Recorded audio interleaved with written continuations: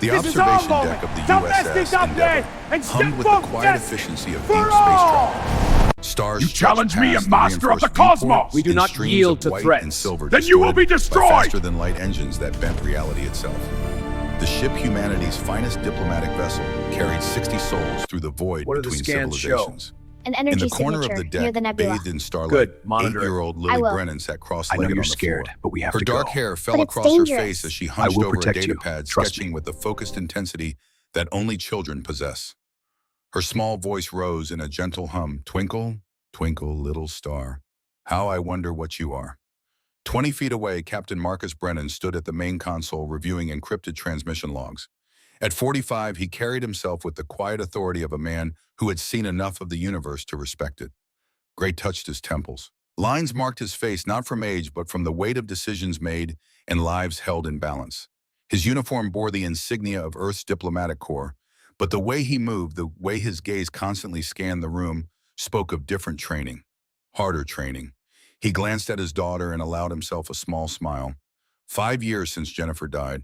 5 years of learning to be both mother and father to this brilliant, impossible child. 5 years of wondering if he was doing any of it right. Lily's humming stopped. She looked up, head tilted. Daddy, do you hear that? Marcus's smile faded. His hand moved to the console. Hear what, sweetheart? It's like the walls are singing, but wrong. The ship's artificial gravity fluctuated, just a fraction, just enough. Marcus's training took over. His fingers flew across the console, pulling up sensor arrays, proximity warnings, shield status. The screens bloomed with data, and his blood turned to ice. The proximity alarm erupted. Red lights flooded the observation deck. The gentle hum of the FTL engines shifted to a shrieking whine as the ship dropped violently out of faster-than-light travel. Lily screamed. Marcus was already moving, crossing the distance between them in 3 strides. He scooped her up as the artificial gravity failed completely. They lifted off the deck, weightless. Marcus grabbed a safety rail with his free hand, pulling them both down muscles, straining against momentum. His other arm locked around Lily, shielding her small body with his own. Around them, unsecured equipment floated. A datapad tumbled past his head. Coffee from someone's abandoned mug formed perfect spheres in the air, spinning slowly. Daddy, I'm scared. I know, baby, I know. Listen to my voice. Remember what we practiced? Her small hands gripped his uniform. She nodded against his chest, eyes squeezed shut. Good girl. Deep breaths, in through your nose, out through your mouth. The emergency lighting activated, harsh white strips along the floor and ceiling. Through the viewport, something massive moved. A shadow against the stars. It grew larger, larger still. Marcus's jaw tightened. The ship that materialized before them dwarfed the Endeavour. It was easily 10 times their size, its hull a patchwork of dark metal and what looked like organic growth. Veins of purple light pulsed through its structure like a heartbeat. Weapon ports, hundreds of them, studded its surface, each one large enough to swallow a civilian transport whole. The intercom crackled. Lieutenant Darius Cole's voice tense but controlled. Captain, we have company. Dominion Empire Warship Conqueror class. They've locked weapons on us. Marcus keyed his wrist communicator. I can see it, Lieutenant. All hands, this is the captain. Code Sierra.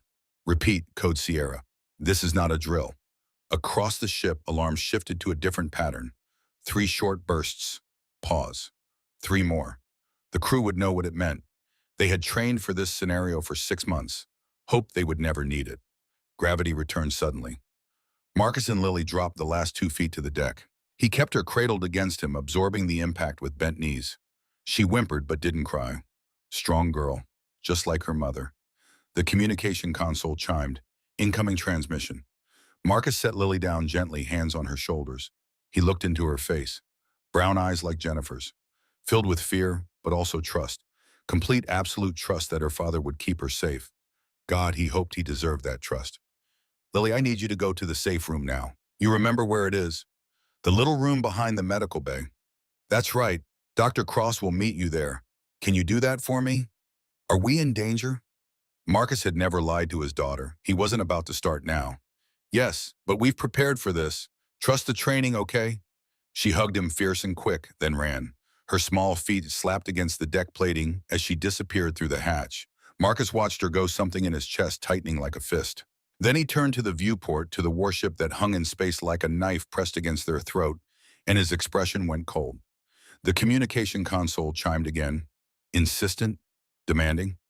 Marcus walked to it slowly, deliberately. He activated the channel. The face that appeared on the screen was not human. Reptilian features, scaled skin, the color of burnt copper, eyes that glowed with a faint red light, three of them arranged in a triangle across what passed for a face. When it spoke, rows of crystalline teeth caught the light. Primitive vessel, you have entered Dominion space. Prepare for immediate inspection. Marcus's voice, when he replied, carried no trace of the fear that coiled in his gut. 30 years of training, 20 years of active service, 5 years of diplomatic work, all of it crystallized in this moment. Negative. We are the USS Endeavour, diplomatic vessel of the United Earth Coalition. We are traveling under safe passage protocols en route to Dominia Prime by formal invitation of Chancellor Zarketh. The alien's eyes narrowed. All three of them. It was unsettling. Invitation or not, you will submit to inspection. Power down your engines. Disable your shields. Prepare for boarding. I'm afraid that's not going to happen. You refuse, Estia. I'm exercising our rights under galactic law. We are a diplomatic vessel on an official mission. You have no authority to board us without cause.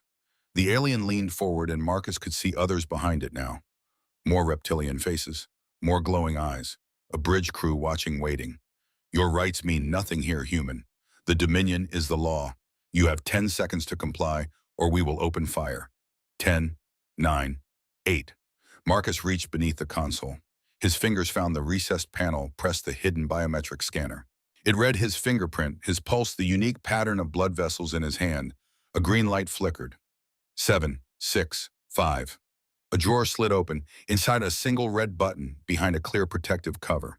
Stenciled letters above it read, Protocol Sierra, established 2065, 40 years ago, before Marcus was born, before humanity had even encountered another intelligent species. Someone somewhere had known this day might come, had prepared for it. 4, 3, 2. Marcus flipped the protective cover up and pressed the button. The effect was immediate. Every screen on the observation deck flashed the same message, Sierra Protocol active. All personnel to designated stations. Maintain radio silence, trust the plan. The alien on the screen stopped counting. Its head tilted like a predator, sensing something wrong with its prey. What did you just do? Marcus smiled. It didn't reach his eyes. I made a choice.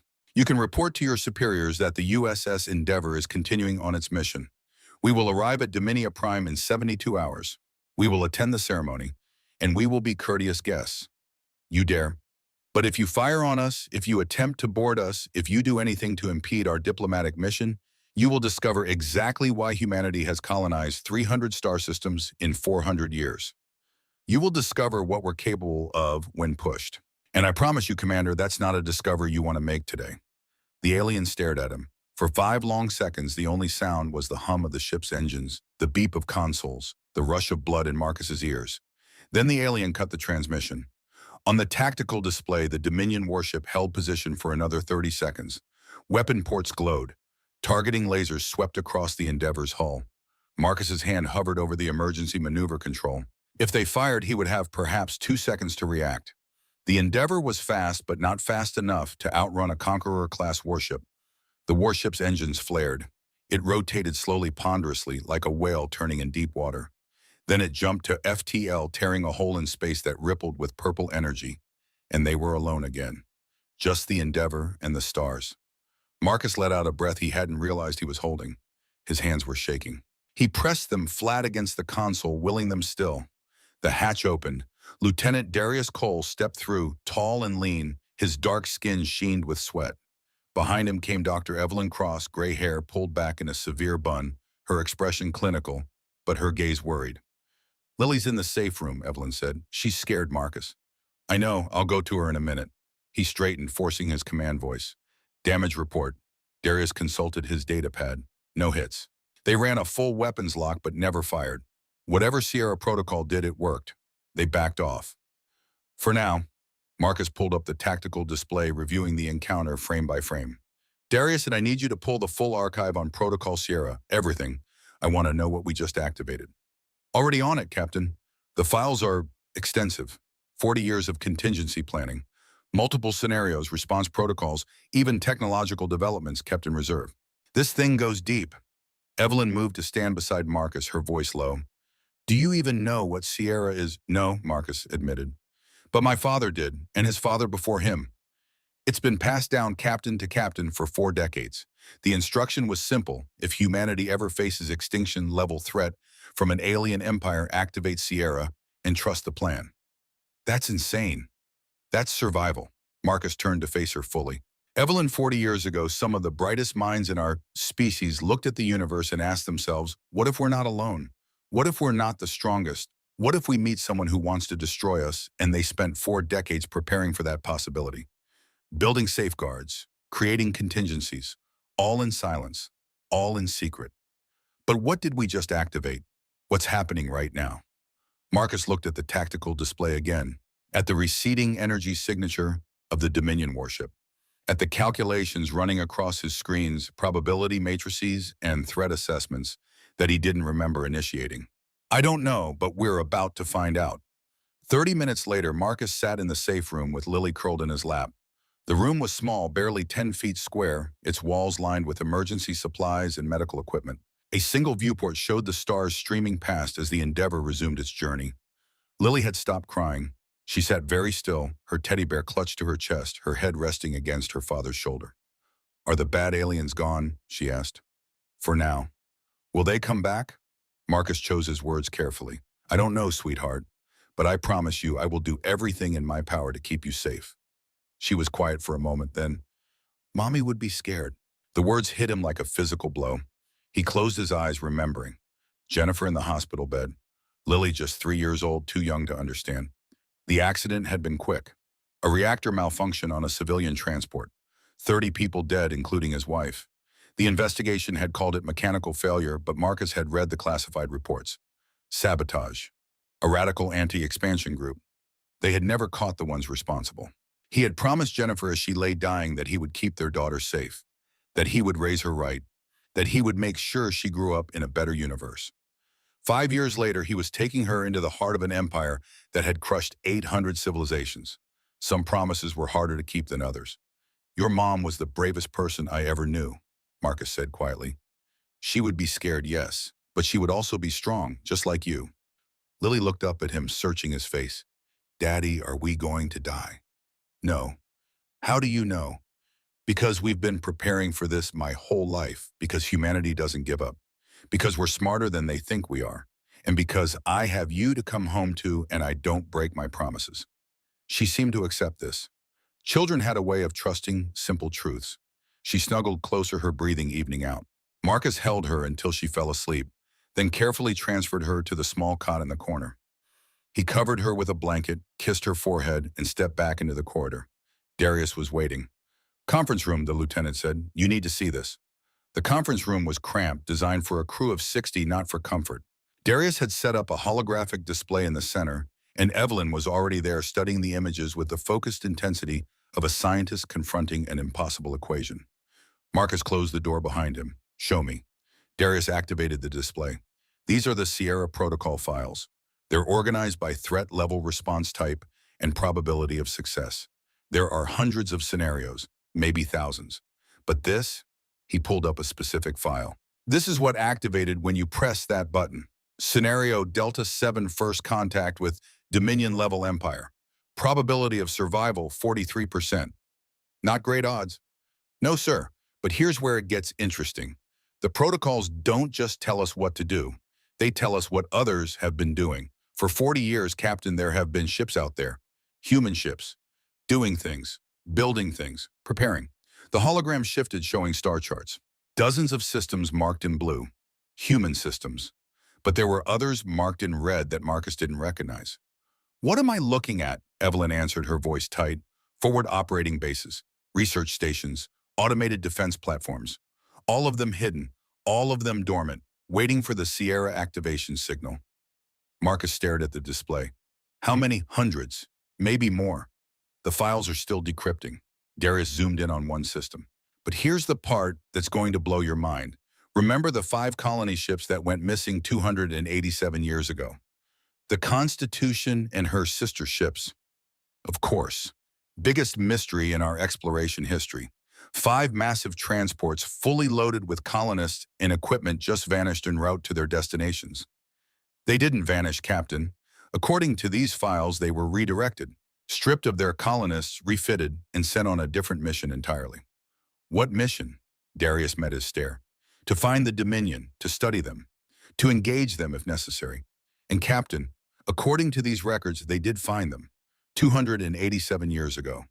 The room went silent. Marcus could hear his own heartbeat, could feel the weight of what Darius was suggesting, settling over him like a physical thing. You're telling me that humanity has been at war with the Dominion Empire for nearly 3 centuries and nobody knew about it? Not war exactly. The ships were unmanned by that point. Automated, but yes, they've been engaged with Dominion forces for 287 years. Fighting, learning, adapting. Evelyn pulled up another file. And here's the kicker, Marcus. The Dominion thinks they won. They think they destroyed some alien civilization. They've been displaying those ships as their greatest trophy. Proof of their superiority. Marcus looked at the star charts, at the hidden bases, at the contingency plans laid out by people who had died before he was born. People who had looked at the stars and seen not wonder, but threat. Who had prepared in secret for a war that might never come. Except it had come, and they had been ready. Does the Dominion know? He asked quietly. Do they know those ships are human? According to intelligence number, they think the ships belong to some extinct species. They have no idea they have been fighting automated human defense systems. Then we have an advantage. Information. Surprise. We have more than that. Darius pulled up a new file. We have the shutdown codes. We can turn those ships off anytime we want. But Captain, there's something else. Something in the files that I think you need to see. The hologram shifted again. This time it showed detailed schematics. Ships, weapons, technology that Marcus didn't recognize. What am I looking at? The real human fleet, Darius said quietly. The one the Dominion doesn't know about. While they've been fighting those 5 old transports we've been building. Advancing, we have 15,000 ships of the wall, 3,000 heavy cruisers, 200 capital ships that make Dominion dreadnoughts look like toys. Marcus's mouth went dry. That's not possible. That's more military hardware than our entire documented fleet. Documented being the key word. This has been built in secret, funded through black budgets and private investment, crewed by volunteers who knew they might never be acknowledged, all waiting for the Sierra activation, all waiting for this moment. And now they're moving, positioning, getting ready. In 72 hours when we arrive at Dominia Prime, when they try to intimidate us with their trophy fleet, we'll have options. We'll have leverage. We'll have the ability to show them exactly what humanity is capable of. Marcus sat down heavily in a chair. His mind raced trying to process the implications. 40 years of preparation, trillions of credits, thousands of lives dedicated to a secret project that nobody even knew existed. All based on the possibility, the mere chance that humanity might someday encounter a threat it couldn't overcome through diplomacy. This is madness, Evelyn said, but her voice held awe, not condemnation. This is the most elaborate, most comprehensive contingency plan in human history. This is survival, Marcus corrected. This is what you do when you know the universe is bigger and meaner than you are. You prepare, you plan, and you hope to God you never need to use it. Darius closed the files. So what do we do now, Captain? Marcus stood straightening his uniform. We continue our mission. We go to Dominia Prime. We attend their ceremony.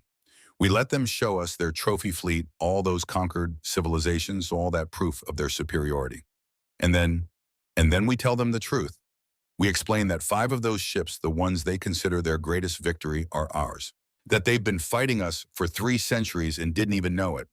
That everything they think they know about humanity is wrong. Evelyn paled. Marcus, that could trigger a war, a real war, one that could cost millions of lives. Or it could trigger peace, real peace, based on mutual understanding and respect, not fear and intimidation. He moved to the viewport looking out at the stars. My father told me something once. He said the true measure of a civilization isn't how well it fights. It's whether it knows when not to fight, whether it has the courage to choose understanding over violence. Your father was part of Sierra, wasn't he? Captain of the USS McKinley. He died 20 years ago, but before he passed, he told me about the protocol. Made me promise to carry it forward, to trust it if the day ever came. Marcus placed his hand on the viewport, feeling the cold of space beyond the reinforced glass. Somewhere out there in the dark between stars, 5 ancient ships were still fighting, still executing their programming, still protecting cargo that had been delivered centuries ago. And somewhere else, the real human fleet was moving into position. Thousands of ships, millions of crew members, all preparing for a confrontation that could reshape the galaxy. "We have 3 days," Marcus said. 3 days to study the files to understand exactly what we're walking into. 3 days to prepare ourselves for what comes next. I want full briefings on Dominion culture, military capabilities, political structure. I want to know everything about their trophy fleet ceremony. And I want contingency plans. Multiple contingencies. Because once we tell them the truth, everything changes." Darius nodded. "I'll coordinate with the crew. Evelyn, you'll handle the xenocultural analysis." "Already on it. But Marcus, there's one more thing." She pulled up a final file. "The ceremony, they don't just show conquered ships. They use it as a psychological weapon. Every species that's attended has surrendered within days. The shock of seeing all that combined, might all that proof of dominion, superiority, it breaks their will to resist. Then we'll have to be stronger than they expect." Marcus headed for the door. "I'm going to check on Lily. We'll reconvene in 6 hours. Get some rest. We're going to need it." He found Lily still sleeping in the safe room, her small body curled around the teddy bear, her face peaceful in a way that made his chest ache. He sat beside the cot, watching her breathe, and thought about the universe he was trying to give her. A universe where humanity didn't cower before empires, where diplomatic contact didn't mean submission, where his daughter could grow up free, unafraid, able to explore the stars without fear of conquest or destruction. Was he doing the right thing? Taking this mission, accepting this invitation, walking into what could be a trap? Or was he leading his crew, his child, into disaster? He didn't know. He couldn't know. All he could do was trust the preparation, trust the planning, trust that somewhere in the 40 years of Sierra Protocol development, someone had thought of this, had prepared for it. Lily stirred, her eyes fluttering open. "Daddy?" "I'm here, sweetheart. I had a dream about stars. There were so many stars, and they were all singing." "That sounds beautiful." "It was, but Daddy, some of them were sad songs." Marcus stroked her hair, feeling the weight of prophecy in a child's dream. "Sometimes sad songs are important too. They remind us what we're fighting for, what we're trying to protect. Are we going to be okay?" He looked at her, this small person who trusted him completely, who believed he could fix anything, solve any problem. And he made a choice, not to lie, but to give her something true to hold on to. "We're going to be better than okay. We're going to change everything." She smiled, satisfied, and closed her eyes again. Within minutes, her breathing deepened, sleep reclaiming her. Marcus sat with her for another hour, watching, guarding, preparing himself for what lay ahead. 3 days to Dominia Prime. 3 days to the ceremony. 3 days until the Dominion Empire learned exactly what humanity was capable of. And somewhere in the dark, 5 ghost ships kept fighting, kept defending, kept executing programming, written before most of the current generation was born. Waiting, preparing. Just like humanity had always done, just like they always would. The stars streamed past the viewport, endless and cold and beautiful. And Marcus Brennan, captain of the USS Endeavor, father to 1 brilliant daughter, heir to 40 years of preparation, sat in the darkness and waited for the dawn. The USS Endeavor dropped out of faster-than-light travel at the edge of the Dominia Prime system 3 days later. The transition was smooth, calculated, the kind of precision that came from excellent engineering and even better piloting. Lieutenant Darius Cole sat at the helm, his hands steady on the controls, tracking the sensor displays that painted the system in layers of data. Marcus stood on the bridge, Lily at his side. He had made the decision that morning. She would see this. All of it. Not hidden away in a safe room, but standing beside him, understanding exactly what they faced. She held his hand, her small fingers wrapped around his, and stared at the main viewport with eyes that had grown older in 3 days. The system spread before them like a jewel box, open to reveal its treasures. Dominia Prime hung at its center, a planet of blues and greens, wrapped in swirling clouds that caught the light of its yellow sun. Beautiful. Almost Earth-like. Marcus felt a pang of something that might have been homesickness, might have been longing for a simpler universe. But it was the orbital structures that commanded attention. 43 stations. Each one massive beyond comprehension, larger than anything humanity had ever built. They ringed the planet like a crown of thorns, their surfaces bristling with weapons emplacements, shield generators, docking bays that could swallow capital ships whole. Purple light pulsed through organic-looking conduits that wove between the metal structures. Energy readings that made the Endeavor's reactors look like candles next to a furnace. Jesus Christ, Darius breathed. Marcus said nothing. His jaw tightened, the only outward sign of what he felt looking at those stations. 43 fortresses. Proof of an empire that had conquered 847 star systems. That had maintained peace through overwhelming force for 6 centuries. That thought humanity was just another primitive species to be absorbed into their collective. Daddy, Lily whispered, they're so big. Yes, they are. Are we scared? Marcus looked down at his daughter, considered lying. Chose truth. A little bit scared is smart. It keeps us careful, but being scared doesn't mean we stop. It means we think, we plan, we trust each other. The communication console chimed. Incoming transmission. Evelyn, manning the station, looked at Marcus. He nodded. The screen filled with a reptilian face. Not the one from 3 days ago. This one had golden scales that caught the light like hammered metal. 3 eyes arranged in a triangle, each one flickering with intelligence and something else. Curiosity, perhaps. Or calculation. Human vessel Endeavor. You are cleared to dock at Ceremonial Station 1. Follow the guidance beacons. Do not deviate from the assigned path. Chancellor Zarketh will meet you personally. The transmission cut before Marcus could respond. Friendly, Darius muttered. They're not trying to be friendly. They're trying to be impressive. Marcus settled into the captain's chair. Follow the beacons, standard diplomatic approach. And Darius, Sir, keep the Sierra protocols active, just in case. The docking procedure took 2 hours. The ceremonial station was vast, a construct of metal and living tissue that defied easy categorization. Hundreds of docking ports studded its surface. The guidance beacons led them to one near the station's central axis past other ships that Marcus recognized from intelligence briefings. Vessels from the Zixian Commonwealth, ships from the Haroon Collective, a massive bioship that pulsed with bioluminescent light belonging to the mycelial network. All recent additions to the Empire. All species that had attended the ceremony and surrendered within weeks. The Endeavor settled into its berth with a gentle shudder. Docking clamps engaged, atmosphere equalized. The ship's computer confirmed a breathable environment beyond the airlock. Marcus stood straightening his dress uniform. He had chosen the formal attire deliberately, dark blue, almost black, with silver insignia. Simple, professional. The uniform of someone who understood protocols and respected them, but who would not be intimidated. Lily wore a matching outfit scaled down to her size. She had insisted. My formal dress, Daddy, if we're meeting an emperor, I should look nice. Evelyn joined them along with Darius and 2 security officers. Marcus had wanted to leave Lily on the ship, but she had looked at him with Jennifer's eyes and said, you promised no more safe rooms. You promised I could see. So she would see. The airlock opened onto a corridor that could have fit a dozen ships side by side. The walls were decorated with murals sweeping scenes that depicted the Empire's history. Great battles, diplomatic victories, peaceful planets thriving under what the Dominion called benevolent rule. Marcus studied the murals as they walked, noted that in every scene showing conquest, the Dominion forces were shown as noble righteous.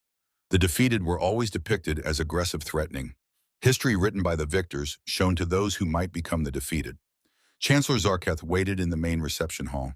The reptilian stood nearly 3 meters tall, his golden scales gleaming under lights that seemed to emanate from the walls themselves. He wore robes that shimmered with embedded circuitry technology woven into fabric in patterns that hurt to look at directly. When he spoke, his voice resonated deep and multitonal, like several people speaking in harmony. Captain Marcus Brennan, Lieutenant Cole, Dr. Cross. His 3 eyes shifted, focusing on Lily. And young Lily Brennan. Welcome. We are honored to receive humanity into the galactic community. Marcus bowed a precise 30 degrees, respectful but not submissive. Chancellor Zarketh, we appreciate your invitation. Humanity looks forward to peaceful relations with the Dominion. Of course, peace is always preferable. Zarketh's smile showed too many teeth, each one crystalline, each one sharp. Your species has impressed us. 300 systems in 400 years. Such rapid expansion. Such technological advancement. It is remarkable. We work hard, we cooperate, we build. Indeed, the Empire has found that cooperation is easiest when all parties understand the reality of power. Zarketh gestured toward a corridor that stretched into the distance. To that end, we have prepared a demonstration, a tradition as you may have learned.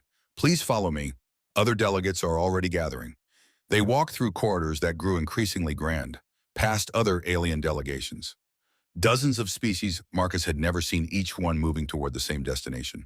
He noticed their body language, fear, tension, eyes that darted nervously. Some whispered to each other, others walked in silence. Lily's hand tightened in his.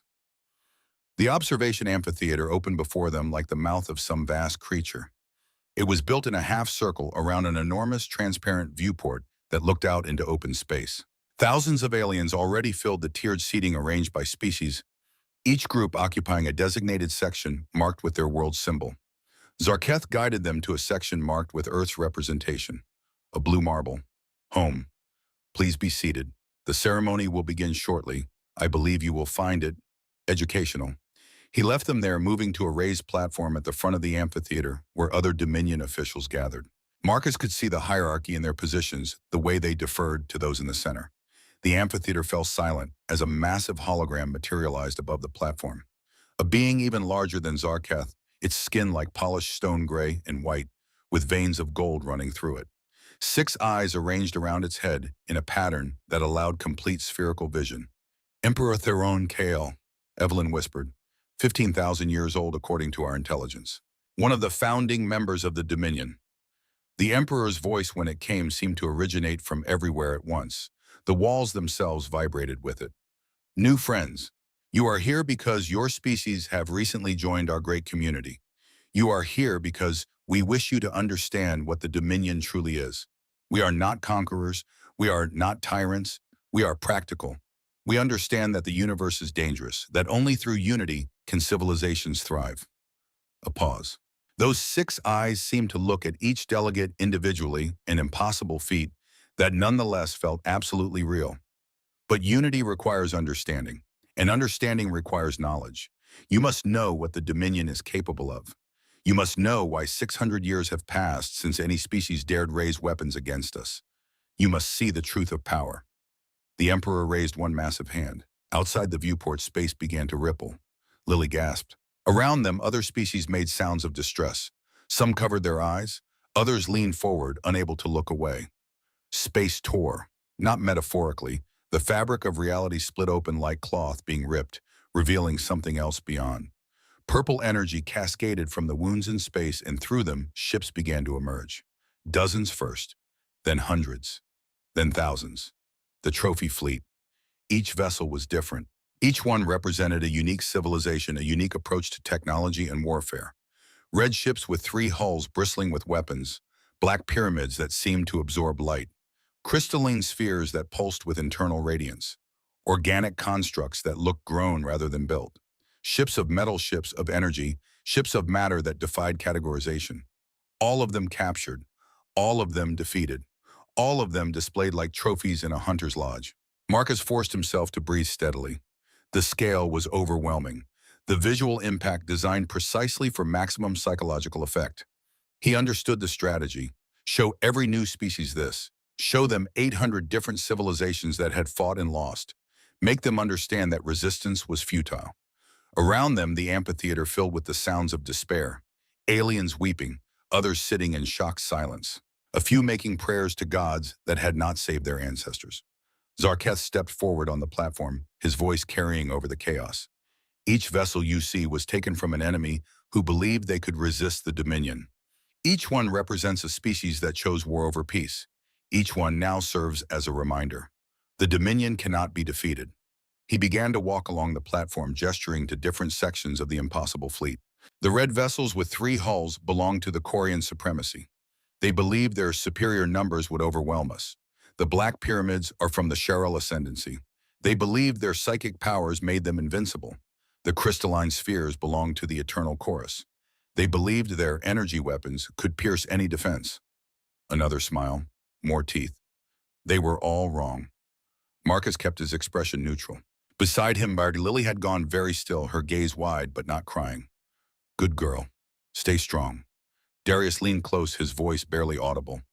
Captain, should I begin recording? Earth Command will want to analyze this.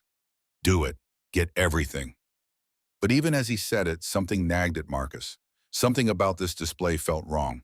Not wrong in the sense that it was fake. The ships were clearly real, the threat clearly genuine, but wrong in some other way. Like a piece of data that didn't fit the pattern, an equation that didn't balance. Emperor Theron's voice filled the amphitheater again. But these are merely our lesser victories, the enemies who fell quickly, who understood their mistake and surrendered. Now witness the crown jewels of our collection. Behold the ships that belong to our greatest foe. The space tiers grew larger, much larger, and through them came 5 vessels that dwarfed everything else in the fleet. They were enormous, 5 kilometers long, each their hulls cylindrical with rotating habitat sections that still spun despite their age. Massive engine arrays at the rear, cold and dark now. Armor plating that gleamed even after centuries, reflecting the light of Dominia Prime's sun. Marcus stared at them. His mind went blank. Beside him, Darius dropped his datapad. It clattered to the floor, the sound absurdly loud in the sudden hush that had fallen over the human delegation. Evelyn was frantically typing on her own device, pulling up images, comparing specifications, her hands shaking so badly she could barely work the controls. Marcus knew those ships. He had seen them in museums on Earth, had studied them at the Academy, had written papers about them. The Constitution class, early generation colony transports, the pride of humanity's first major expansion effort. 5 ships, 5 names that every schoolchild learned. USS Constitution, HMS Victoria, Zhang He, Maharaja, Yamato. The ships that had vanished 287 years ago. The greatest mystery in human space exploration. 5 fully loaded colony transports that had simply disappeared, never heard from again, presumed lost to some catastrophic malfunction. Except they hadn't been lost. They were here. Emperor Theron's voice continued, unaware of the sudden stillness that had overtaken the human delegation. Nearly 300 years ago, the Dominion faced its greatest threat, a species of warriors more ruthless than any we had encountered before. They sent 5 massive warships against us. The war lasted for decades. Millions died on both sides. But in the end, as always, the Dominion prevailed. We captured these vessels and destroyed the civilization that built them. They are gone now, extinct. Their homeworld lost to time, but their ships remain as our greatest trophy, as proof that no enemy, no matter how powerful, can stand against us. Marcus tried to speak. His mouth opened, but no sound came out. His hands were trembling. He gripped the armrest of his seat, knuckles white, trying to process what he was seeing. Darius was scrolling through his historical database, comparing hull configurations, matching serial numbers visible even from this distance.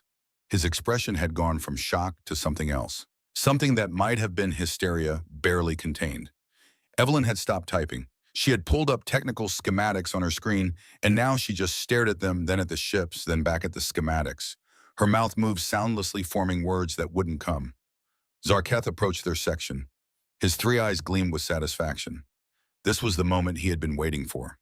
The moment when the new species understood.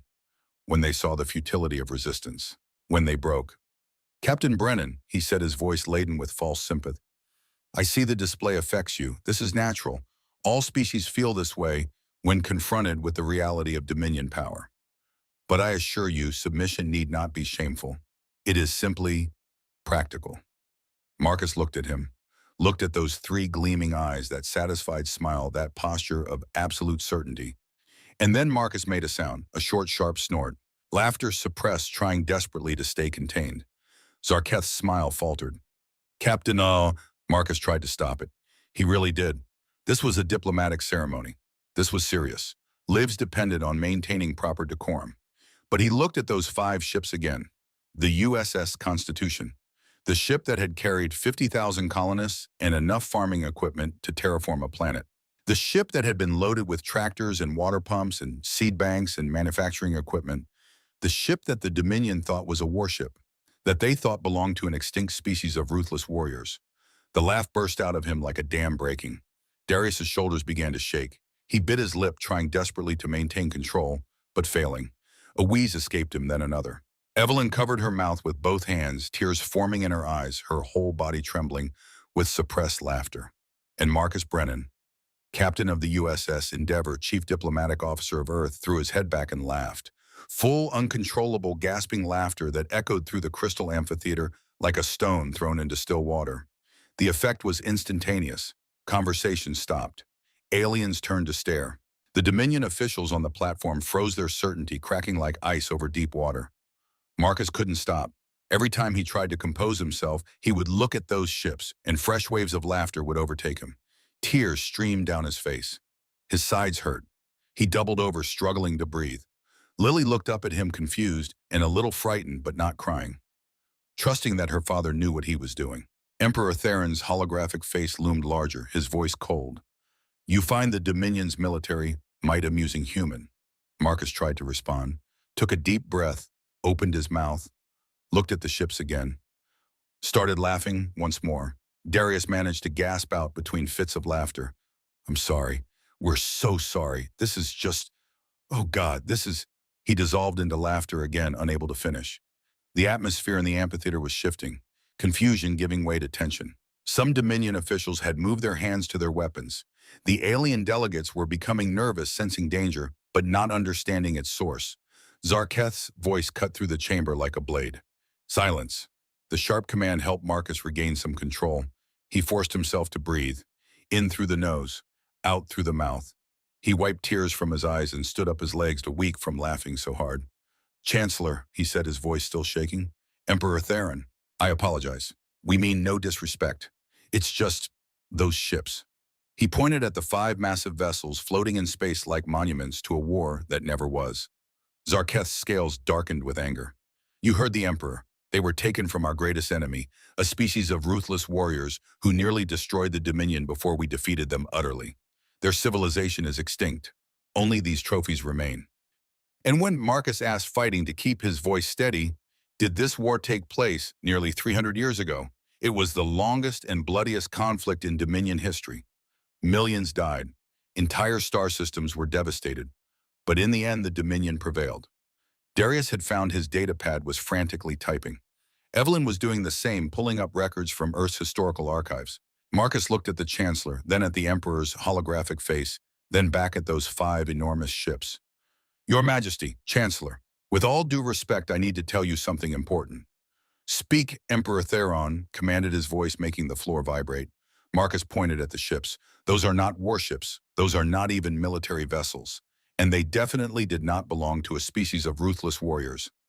Quiet settled over the amphitheater like a physical weight. Not a single alien moved or made a sound. Zarketh's 3 eyes narrowed. "Explain yourself, human." "Those vessels fought the Dominion for decades. They destroyed entire fleets. They were the most dangerous enemy we have ever faced." "I'm sure they put up quite a fight," Marcus said, and he couldn't quite keep the smile off his face. "Their automated defense systems were very good. We built them that way. But Chancellor, those ships are ours." The word hung in the air. "Ours." Zarketh repeated it slowly, as if testing its weight. "Ours. Ours. They belong to humanity. Or they did 287 years ago when we lost track of them." Emperor Theron's holographic face leaned forward, yet all 6 eyes focusing intently on Marcus. "You claim these vessels are human. Impossible. Our records clearly show. Your records show a war with an unknown enemy that began 287 years ago." Darius stood, holding his datapad. "May I approach the platform?" Zarketh looked at the Emperor. A long moment passed. Then the Emperor nodded slowly. Darius walked down to the platform, his datapad held up. Marcus and Evelyn followed. At the last moment, Marcus looked back at Lily. "Stay here, sweetheart. I'll be right back." She nodded, brave and small and trusting. Darius pulled up an image on his datapad and projected it into the air using the amphitheater's holographic systems. It showed a ship design identical to the 5 vessels outside. "This is the USS Constitution. Early generation colony transport. Built 295 years ago at the Mars orbital shipyards. It was one of 5 sister ships designed to carry large numbers of colonists to distant star systems." He swiped to another image. "HMS Victoria built at the Luna construction docks. Zhang He built at the Earth orbital platform. Maharaja constructed at the Venus station. And Yamato built at the Jupiter yards." Each image matched the ships outside perfectly. The same cylindrical design, the same rotating habitat sections, the same massive engine arrays. Evelyn stepped forward. These ships were part of humanity's first major colonial expansion. Each one was designed to carry 50,000 colonists, along with all the equipment and supplies needed to establish a new colony. They were not warships, Chancellor. They were civilian transports. Zarketh's scales had lost some of their color. But the war, the battles, the decades of fighting. Marcus pulled up another set of records. According to Earth's historical archives, all 5 of these ships were reported missing 287 years ago. They departed the Sol system on their assigned routes, but they never reached their destination colonies. We assume they were lost to some kind of malfunction or accident. He looked at the Chancellor. The dates match, don't they? When did your war with the unknown enemy begin? Zarketh consulted a data device that one of his assistants handed him. His hands were shaking slightly. 287 years ago. The first encounter was 287 years ago. Darius pulled up more technical specifications. These ships were equipped with automated defense systems. We had to protect the colonists and equipment from pirates and other hazards. The defense protocols were quite sophisticated. If the ships were attacked, they would fight back automatically. But there were no colonists on board, Evelyn added. That's the ironic part. The ships were empty. Marcus nodded. You see, about 290 years ago, humanity invented a much better, faster-than-light drive. It made these old ships obsolete almost overnight. The new drive could move ships twice as fast and use half the energy. We were going to scrap these 5 transports, but someone had a better idea. He pulled up another document. The colonies were already established at the destination systems. They needed equipment, farming machines, manufacturing systems, construction tools, water purification units, all the heavy equipment that was originally supposed to travel with the colonists. So we loaded all 5 ships with equipment and supplies, programmed them to autopilot to the colony systems, and sent them on their way. Unmanned, Zarketh's voice was barely a whisper. Completely unmanned. No crews, no colonists, just cargo holds full of tractors and water pumps and industrial fabricators. And of course the automated defense systems. We couldn't turn those off. Safety regulations. The implications were sinking in across the amphitheater, aliens leaning forward in their seats, straining to hear. The Dominion officials looked like they had been struck by lightning. Evelyn pulled up tactical analysis reports. Let me guess how the war went. Your ships encountered these 5 transports. You tried to scan them. The automated systems interpreted your scans as hostile action and activated defensive protocols. You opened fire. The defense systems responded, and then you were locked in combat with vessels that were following basic protect the cargo programming. Darius was nodding. These old transports were built tough. They had to be for long journeys through deep space. Thick armor plating, redundant systems, multiple shield generators, and those automated defense turrets could track and engage hundreds of targets simultaneously. But they were just following their programming. Protect the cargo. Avoid destruction. Return fire against any threat. Marcus added, they were not trying to destroy the Dominion. They were not warriors. They were delivery trucks with very good security systems. He looked directly at Emperor Theron's holographic face. Your Majesty, the Dominion did not fight a war against a species of ruthless warriors. You fought a nearly 300-year war against 5 unmanned cargo ships that were trying to deliver farming equipment to human colonies. A profound hush fell over the amphitheater, the kind of silence that happens when everyone's understanding of reality shifts at the same moment. One of the Dominion officials, a smaller alien with blue fur, spoke up hesitantly. But our fleets, we lost thousands of ships, millions of soldiers. How could automated systems— Oh, human engineering is very good, Evelyn said. We tend to overbuild things. Better safe than sorry, as we say. And these transports had to protect very valuable cargo. We programmed them to be extremely defensive. Darius pulled up combat analysis data. The defense systems on these transports were designed to handle multiple pirate vessels simultaneously. They had predictive targeting algorithms, adaptive shield modulation, automated repair systems. If you kept attacking them, they would keep defending themselves. They would learn from each engagement and adapt their tactics. For nearly 300 years, Marcus said, your fleets were fighting learning computers that got better at defending themselves with every battle. No wonder the war lasted so long. Zarketh sat down heavily on a nearby bench. He looked like he might be sick. Nearly 300 years. The greatest war in our history. Millions dead. Entire generations spent fighting. And it was all cargo ships. Very well-armed cargo ships, Darius offered, with excellent programming. Another Dominion official, this one with green scales, spoke up. But we captured them eventually. We won the war. We defeated these ships. Evelyn nodded. Oh yes, I imagine you did. The defense systems were good, but they weren't perfect. And 300 years is a long time. Even automated systems eventually break down. The ships probably ran out of ammunition eventually, or their power systems degraded, or you finally figured out some tactical approach that the programming couldn't handle. She paused. Out of curiosity, how did you finally win? What was the breakthrough? The green-scaled official looked uncomfortable. We stopped attacking them. We realized they only fired when fired upon. So we used communication drones instead of warships. We sent diplomatic signals. When they didn't respond, we sent boarding teams through dimensional portals. By the time we figured out the ships were empty, we had already lost so much. Marcus felt a pang of sympathy for them despite everything. I'm sorry for your losses, truly. If we had known what was happening, we would have sent the shutdown code, as the whole thing could have been resolved peacefully. Shutdown codes, Zarketh repeated numbly. Darius held up his datapad. Every human ship has command override codes, even automated ones, especially automated ones. If you had contacted Earth and explained the situation, we could have transmitted the codes and shut down the defense systems remotely. But instead, Evelyn said, you thought you were fighting a war, so you kept attacking, and the ships kept defending themselves. A tragic misunderstanding that lasted for centuries. Emperor Theron's holographic face had gone completely still. His 6 eyes stared at nothing. Finally he spoke, and his voice sounded tired and old. What you are telling us, what you are claiming, is that the greatest military victory in Dominion history was against unmanned human cargo ships. Yes, Your Majesty, Marcus said gently. That is exactly what I'm telling you. Another silence fell over the amphitheater. Then from somewhere in the sets where the alien delegation sat, someone made a sound. It might have been a cough. It might have been a laugh. It was hard to tell. Marcus looked at the 5 ships hanging in space outside the viewport. From this angle, he could see some of the hull markings around. There on the side of the largest vessel was the registry number, USS Constitution, Colony Transport Epsilon 1. Chancellor, he said, Your Majesty, if it's possible, humanity would like to request the return of these ships.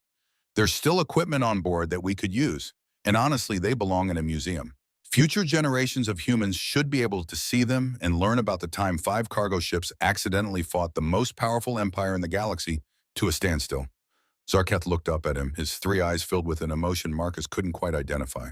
Shame, perhaps, or maybe just exhaustion. What was in the cargo holds? What was so valuable that you gave it such powerful defenses? Darius consulted his datapad.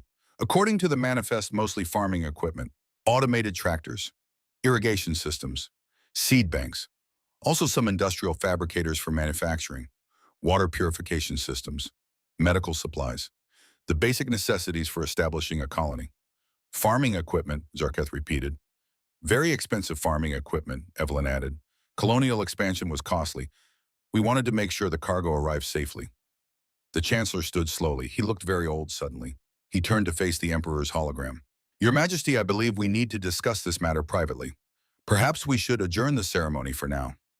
Emperor Theron nodded. His holographic face began to fade, but before it disappeared completely, he spoke one more time.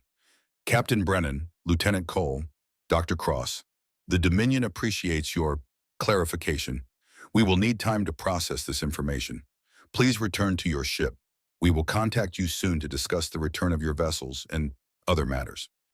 The hologram vanished. The lights in the amphitheater came up. Dominion officials were scrambling off the platform, talking urgently among themselves. The alien delegation sat in stunned silence, trying to understand what they had just witnessed. Marcus looked at Darius and Evelyn. They looked back at him.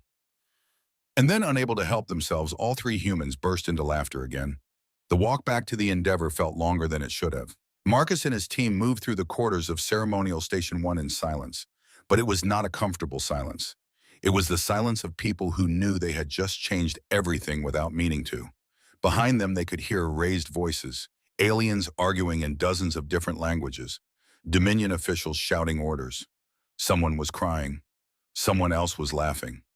It was the sound of an entire worldview collapsing in real time. Lily walked between Marcus and Evelyn, holding both their hands. She hadn't said a word since the amphitheater, just watched everything with those 2 old eyes. When they finally reached the Endeavor, Marcus almost ran up the boarding ramp. Once inside with the airlock sealed behind them, he leaned against the wall and let out a long breath. Well, Darius said, that didn't go as planned. Did we have a plan? Evelyn asked. The plan was to watch their display, look appropriately impressed, and then begin formal diplomatic discussions. Marcus laughed, but it sounded a bit hysterical even to his own ears. The plan was definitely not to accidentally reveal that their greatest military victory was against unmanned cargo ships. He pushed himself off the wall and headed for the bridge. His crew looked up as he entered, their expressions ranging from shock to barely suppressed amusement. "Captain," said Lieutenant Yuki Tanaka, the Endeavor's pilot, "are we expecting trouble? Should I prepare for immediate departure?" Marcus considered the question. The Dominion had let them leave the station. They could have detained them, could have arrested them for insulting the Empire. Instead, they had let them go. That was a good sign. Probably. "Not yet," Marcus said, "but keep the engines warm just in case and make sure our FTL drive is fully charged. If things go wrong, I want us ready to jump out of this system immediately." He sat down in the captain's chair and pulled up the communication logs. Several messages had come in while they were at the ceremony. Most were from other human diplomatic vessels asking for updates. One was from Earth Command. Marcus opened that one first. "Captain Brennan, this is Admiral Rebecca Stone. We have been monitoring your mission. We saw the ceremony broadcast. We need a full report as soon as possible. Also, and I cannot believe I'm asking this, are those really our old colony transports?" Marcus activated the reply function.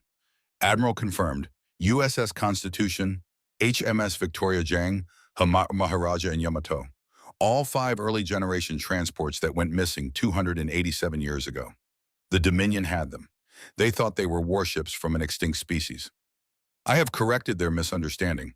Currently waiting aboard Endeavor for the Dominion's response. Will provide full report soon. Brennan out.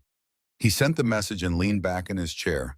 Through the bridge viewport, he could see the trophy fleet still hanging in space around the station. Thousands of ships, centuries of warfare. The Dominion's greatest source of pride. And now everyone knew that the crown jewels of their collection were human delivery trucks.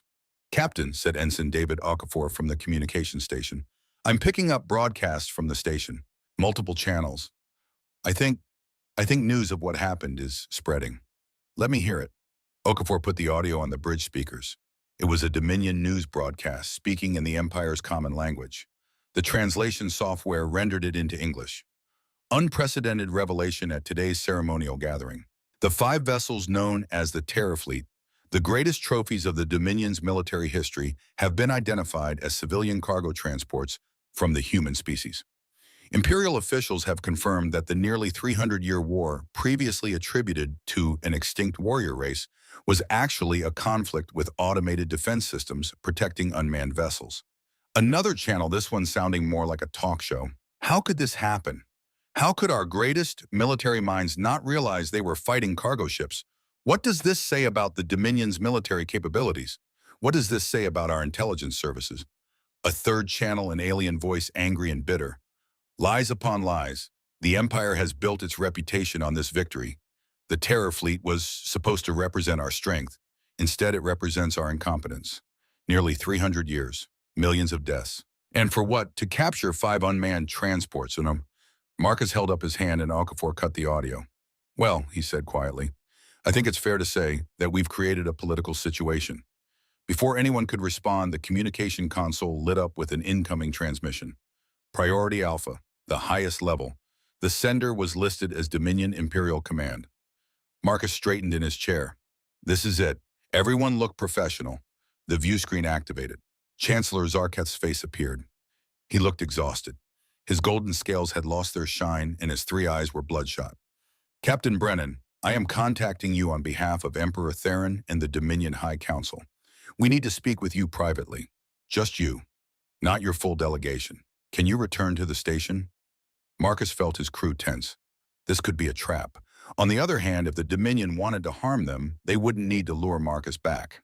They could just attack the Endeavor. "Of course, Chancellor. Now, if possible, I will send you coordinates." The transmission ended. A moment later, new coordinates appeared on the navigation system, a small private docking bay on the far side of the station. Darius stood. "Captain, you can't go alone. It's too dangerous." Lily appeared in the doorway to the bridge. She must have been listening. "I want to come too." "No," Marcus said firmly. "Not this time, sweetheart. You stay here with Dr. Cross. That's an order." For once, she didn't argue. Maybe she understood. Maybe she was just tired. She nodded and went to Evelyn, who wrapped an arm around her shoulders. Marcus stood straightening his uniform. Darius, you have command while I'm gone. If I'm not back in 2 hours, contact Earth Command and get out of this system. Do not wait for me. Captain, that's an order, Lieutenant. He left before Darius could argue further. The private docking bay was much smaller than the ceremonial port. Marcus flew over in a small shuttle, piloting it himself. The bay doors opened as he approached, and he set the shuttle down on a landing pad that looked like it hadn't been used in years. Chancellor Zarketh was waiting for him, alone. No guards, no assistants, just him standing in the empty docking bay looking lost. Marcus exited the shuttle carefully. His hand rested near his sidearm just in case. But Zarketh made no threatening moves. Instead, he simply gestured to a door. Thank you for coming, Captain. Please, this way. The small conference room had transparent walls offering a view of space and the trophy fleet beyond. Inside, 3 other aliens waited. The blue-furred official Marcus had seen earlier. One with green scales who had spoken about how the war ended, and a third new to Marcus that looked like it was made of living water, its body constantly flowing and reforming. Captain Brennan, Zarketh said formally. War Commander Draxus. He indicated the green-scaled alien. Intelligence Director Velsha, the blue-furred one, and Treasurer Navim, the water being. Together with Emperor Theron and myself, we form the Dominion High Council. We are the 5 individuals who govern the Empire. Marcus bowed to each of them. Please sit, Zarketh said. We have much to discuss. They settled around a table that seemed to grow from the floor. For a moment, no one spoke. Finally, Intelligence Director Velsha broke the silence. Her blue fur rippled with agitation. Captain Brennan, we need to ask you something, and we need you to answer honestly. What you revealed today about the cargo ships, was this some kind of strategy? A deliberate attempt to humiliate the Dominion? Marcus looked at each council member in turn. They seemed genuinely confused. Hurt even. No, he said firmly. Absolutely not. We had no idea those ships were here. We had no idea what your ceremony would involve. When we saw the Constitution and the others, we were shocked. The laughter was genuine. It was not calculated. But you did humiliate us, War Commander Draxus said, his voice bitter. Intentional or not, you have destroyed our reputation. The Terror Fleet was the foundation of the Dominion's authority. Every species in the Empire knew that we had defeated the most dangerous enemy in the galaxy. Now everyone knows we spent nearly 3 centuries fighting delivery vehicles. Marcus couldn't argue with that. I'm sorry, if I could take it back. But would you, Velsha interrupted, if you had known the truth beforehand, would you have revealed it anyway? Or would you have let us continue living in ignorance? That was harder to answer. Marcus thought about it carefully. I don't know. On one hand, revealing the truth has clearly caused problems. On the other hand, you were building your entire civilization's reputation on a misunderstanding. Eventually, someone would have figured it out. Better to learn the truth from friends than to have it exposed by enemies during a war. Zarketh leaned forward. That is what concerns us most, Captain. What happens now? This information is already spreading. We have tried to suppress the broadcasts, but it's too late. Within days, every species in the Dominion will know. Within weeks, every independent civilization in the galaxy will hear the story. The Empire's authority is built on strength. Without that authority, everything falls apart.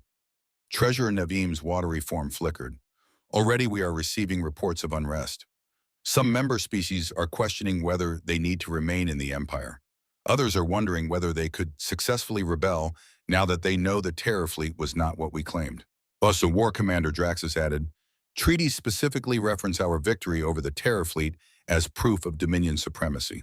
If our allies decide those treaties are based on false premises, we could see the largest galactic war in history. Marcus felt the weight settling on his shoulders. He hadn't meant to destabilize an empire. He had just laughed at a coincidence. But intentions didn't matter. The consequences were real. What do you want from me? He asked quietly. How can I help? The 5 council members looked at each other. Some silent communication passed between them. Finally, Zarketh spoke. We need you to tell us the truth about humanity's real military capabilities. Not your cargo ships. Your actual warships. Because, Captain, if we are going to stabilize the Empire, we need to understand exactly what we are dealing with. Intelligence Director Velsha pulled up a holographic display showing star charts. You said humanity has only been in space for 400 years, yet you have colonized 300 systems. That is a rate of expansion that far exceeds the Dominion's historical growth. Your technology must be significantly more advanced than we realized. War Commander Draxus leaned forward.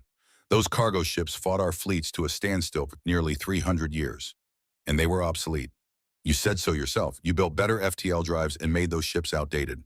That was 290 years ago. What have you built since then? Marcus understood what they were asking. They needed to know whether humanity was a threat, needed to recalibrate their entire understanding of the galactic power structure. He thought about the ships he had seen in the Sierra Protocol files, the modern fleet, the vessels that actually were designed for war. All right, he said, I'll tell you, but first you need to understand something about humanity. We don't like war. We really don't. We fought terrible wars among ourselves and we learned hard lessons from them. When we went to the stars, we promised ourselves we would be better. We would seek peace first, always. He paused. But we're not naive. We know the universe can be dangerous. So yes, we built warships, real ones. And we built them using the same philosophy that made those cargo ships so hard for you to defeat. Which is, Zarketh asked, we over-engineer everything. We build things to last. We build in redundancy. We build things that can take damage and keep working. And we build things that can be upgraded. Marcus pulled out his data pad and brought up images, sleek vessels much smaller than the massive cargo transports, but clearly designed for combat. These are Defender-class frigates, standard patrol vessels. There are approximately 15,000 of them in service across human space. Velsha's fur stood completely on end. 15,000. Each one designed to operate independently for up to 5 years without resupply. They have FTL drives that can jump almost instantly, adaptive shield systems, weapons that can track targets across light seconds of distance. He swiped to another image. Guardian-class cruisers, heavy combat vessels. We have about 3,000 of them. They're designed to fight in coordinated groups, sharing sensor data and overlapping their defensive fields. Another swipe. Sentinel-class battleships, capital vessels. We have 200 of them. Each one is essentially a mobile fortress. They can generate shields strong enough to deflect asteroid impacts. They carry weapons that can crack planetary crust, and they have manufacturing systems on board that can build new smaller ships in the field. The Dominion Council members stared at the images, their expressions ranging from shock to fear. 15,000 frigates, Velsha whispered. 3,000 cruisers, 200 battleships. That's more ships than the Dominion's entire active military. War Commander Draxus finished, his voice hollow. And you said these are your standard forces? Yes, we also have specialized vessels. Science ships for exploration, engineering ships for construction, medical ships, and we have reserve fleets that can be activated in an emergency. Zarketh's three eyes were wide. Why so many ships if you don't seek war? Because we colonized 300 systems in 400 years. That's a lot of space to patrol, a lot of colonies to protect, a lot of shipping lanes to keep safe, and because we remember our history, we remember what it's like to be unprepared. We swore we would never be helpless again. Marcus looked at each council member. But Chancellor, War Commander, all of you, please understand, we didn't build these fleets to conquer. We built them to protect. Every ship I showed you is designed with defense in mind. Fast shields, long-range sensors, the ability to evacuate civilians quickly. Our military doctrine is all about preventing fights, not winning them. But you could win them, Treasurer Nevim said. It was not a question. Marcus thought about how to answer that. Honesty seemed like the best policy. Yes, he said quietly. If we had to, we could. A heavy quiet fell over the room. Then the door burst open. A Dominion soldier stumbled in his armor, scorched green blood leaking from a wound in his side. Chancellor, the station is under attack. Hardliner faction, they're targeting the human ship. Zarketh stood. Get security teams. An explosion rocked the conference room. The transparent walls cracked. Alarms blared. Marcus was already moving, his combat training taking over. We need to get back to the Endeavor. Now. But even as he ran, even as the station shook around him, one thought burned in his mind. The war, the real war, had just begun. And this time there would be casualties. The explosion threw Marcus against the wall. His head cracked against metal. Stars burst across his vision. Training kicked in before conscious thought could catch up. Roll. Find cover. Assess threats. The conference room's transparent walls had shattered. Vacuum alarms screamed. Emergency force fields shimmered into existence, barely containing the atmosphere. Through the gaps, Marcus could see the Endeavor, his ship, his crew, and between them Dominion fighters strafing the docking bay with weapons fire. Zarketh grabbed his arm, pulling him up. This way, service corridor. They ran. The Chancellor led, moving with surprising speed for a being his size. War Commander Draxus covered their rear, a weapon that looked like organic crystal pulsing in his hands. Behind them, more explosions. The sound of bulkheads tearing, the hiss of escaping air. Marcus keyed his wrist comm. Endeavor, this is Brennan. Status. Darius's voice came through, strained. Captain, we're under attack. Multiple fighters, Dominion configuration. They're targeting our engines and weapon systems. Deliberate. They're trying to disable us, not destroy. Get everyone to safe stations. Prepare for emergency departure. I'm en route. Sir, we've taken casualties. Raphael. Static. The comm cut out. Marcus's blood turned cold. Raphael, Ensign Raphael Santos. 28 years old, married 3 months ago. Wife pregnant. He had shown Marcus the ultrasound just last week. A girl. They were going to name her Maria. Raphael respond, nothing. They burst through a service hatch into a maintenance tunnel. The passage was narrow, designed for smaller species. Marcus had to duck, moving in a combat crouch. Zarketh's scales scraped against the ceiling. Who's attacking? Marcus demanded. Hardliners. Military faction that believes the old ways are the only ways. They see your revelation about the cargo ships as an existential threat. If the Empire's authority crumbles, they lose everything. War Commander Draxus added, his voice grim. They're not trying to kill you, Captain. They're trying to make it look like you attacked us. Provoke a war. In war, the old certainties return, the Dominion united against a common enemy. That's insane. Ooh, that's fear, and fear makes people do terrible things. They emerged into a secondary docking bay. The Endeavor sat 200 meters away, her hull scarred with weapons impacts.